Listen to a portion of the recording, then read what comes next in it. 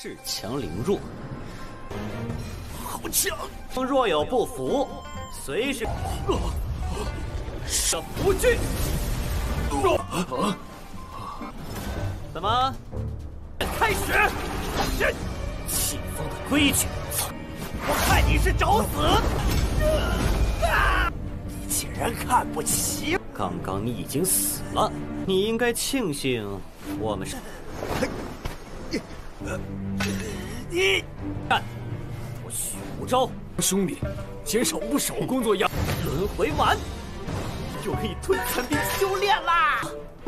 嘿嘿嘿，嘿。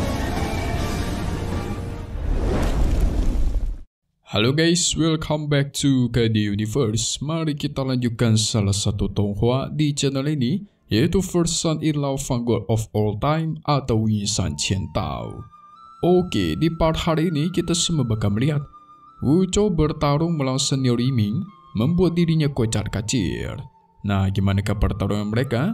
So langsung saja kita review buat part kemarin, dimana kita semua sudah melihat akhirnya Wu Zhou berhasil menjelaskan kepada para penjaga wanita kalau dia tuh tidak ingin mengambil seni bela diri mereka.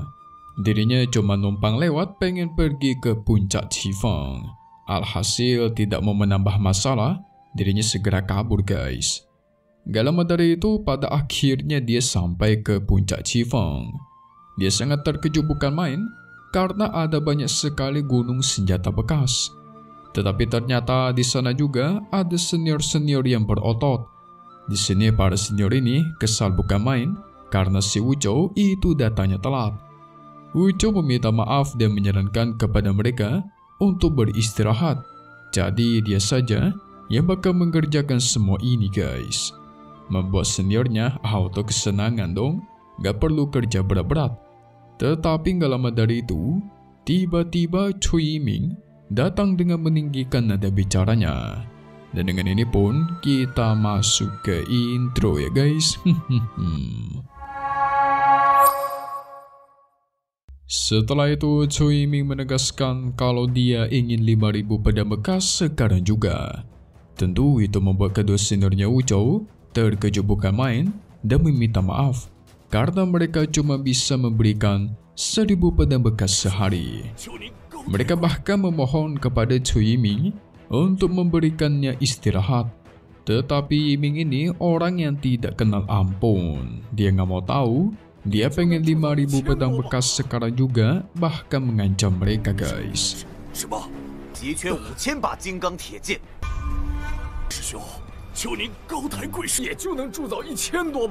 Menyaksikan itu tentu si Wu Zhou menjadi kesal.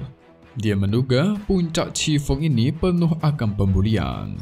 Alhasil dia berniat untuk maju membasmi para pembuli. Segera dirinya pun maju berteriak kepada Yiming, membuat kedua seniornya Wu Zhou langsung maju berusaha menghentikan si Wu Zhou. Mereka menjelaskan agar jangan melakukan hal bodoh di depan si Cui Yiming. Padahal setelah melihat Wu Zhou, Yiming terkejut guys dan dia malah ketakutan. Alhasil si Wu Zhou tetap maju, menyuruh Yiming agar mengatakan emangnya apa yang sudah dia katakan sebelumnya tepat di hadapannya sekarang. Cui Yiming masih ketakutan, tetapi kedua seniornya Wu Zhou malah meminta maaf, menjelaskan kalau Wu Zhou ini adalah anak baru. Mereka bahkan menyuruh Wu Zhou agar jangan pernah menyinggung si Cui Yiming dan jangan banyak ngomong.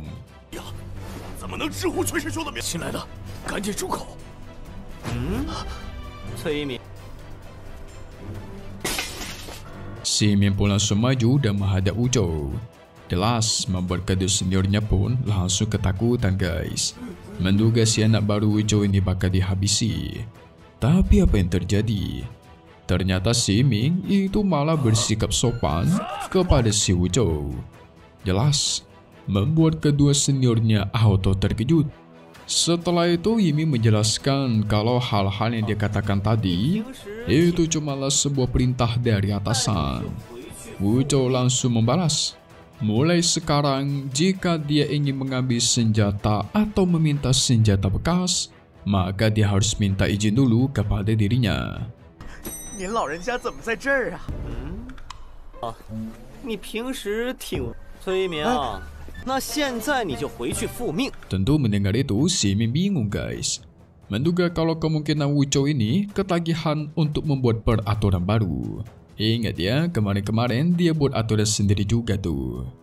Wu Zhou yang menyaksikan ekspresinya Yiming, menduga kalau kemungkinan Yiming sekarang sudah tidak percaya kepadanya. Jadi dia berniat untuk menantang seseorang yang jauh lebih kuat untuk meyakinkan si Yiming. Dan gak lama dari itu, muncullah seseorang misterius yang datang dan memanggil si Yiming. Yiming memberikan hormat kepada orang tersebut dan dia dipanggil sebagai Tuan Ma. Ternyata Tuan Ma ingin mengecek kerjanya Yiming yang sebelumnya sudah dia perintahkan. Yiming menjelaskan dia tidak bisa mendapatkan senjata-senjata itu sekarang. Tentu Tuan Ma kesal dong, dia murka guys. 说曹操，曹操就到。马师兄，打造不出来了。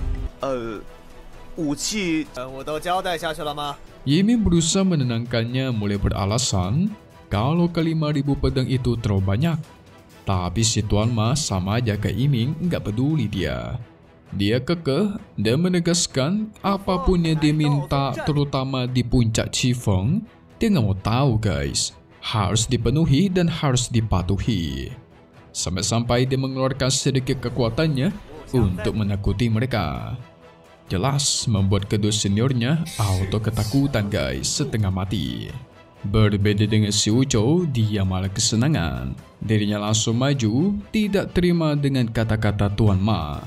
Tuan Ma tertawa keras guys, tidak menyangka orang-orang kecil di Qifeng itu berani sama dia ya. 不想在道宗，居然立立规矩。这位师兄恃强凌弱。 Wu Zhou maju dan menegaskan aturan yang dia buat itu harus tetap dipatuhi. Apalagi Wu Zhou membuat peraturan baru lagi nih guys. Karena sekte Tuan Ma sudah banyak sekali mengambil senjata, maka mulai sekarang pasokan senjata ke mereka bakal dikurangi. Dia bakal mengatakan sama sekali nggak takut, bakal melawan semua orang yang menantang peraturan itu. Dia bahkan menunjukkan sedikit kekuatannya dengan bertujuan membalaskan perbuatan Tuan Ma tadi. Mendengar itu, kedua seniornya pun terkejut, menduga si Wu Zhou akan meninggoy sekarang juga. Tetapi ketika melihat kekuatannya Wu Zhou, si Tuan Ma itu sempat terkejut. Dia bahkan mundur sesaat. Alhasil Wu Zhou menduga Tuan Ma ini mulai ketar-ketir nih.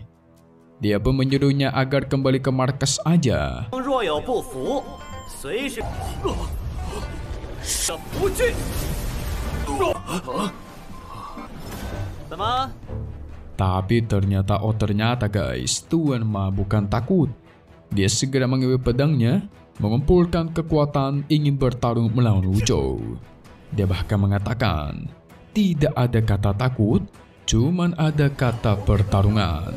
Segera Yiming berusaha menenangkan Tuan Ma, menjelaskan Wu Zhou ini bukan orang sembarangan.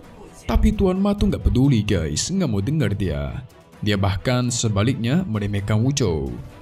Wu Zhou mengambil salah satu pedang yang rusak dan bakal menggunakannya untuk melawan Tuan Ma. Tentu Tuan Ma jadi merasa diremehkan guys. Dia maju, murka langsung menyerang. Wu Zhou juga menggunakan seni bela diri tingkat 5 untuk menyerang.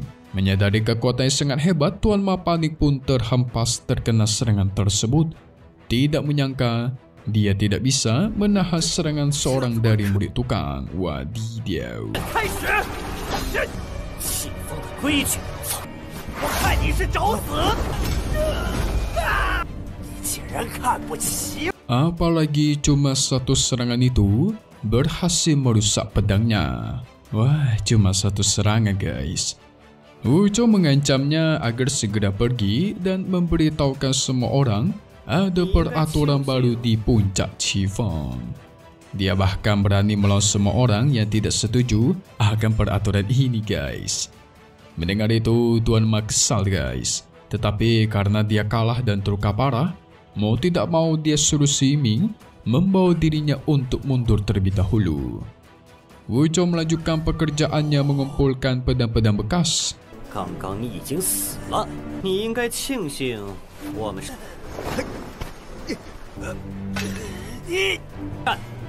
我许无招。 Berbeda dengan kedua senior, mereka masih terkejut bukan main tetapi bangga kepada si Wuzhou. Anak baru, tapi berhasil mengusir orang-orang jahat. Dari sinilah mereka berinisiatif untuk bekerja dan menyuruh Wuzhou istirahat saja. Tapi si Wuzhou gak setuju guys.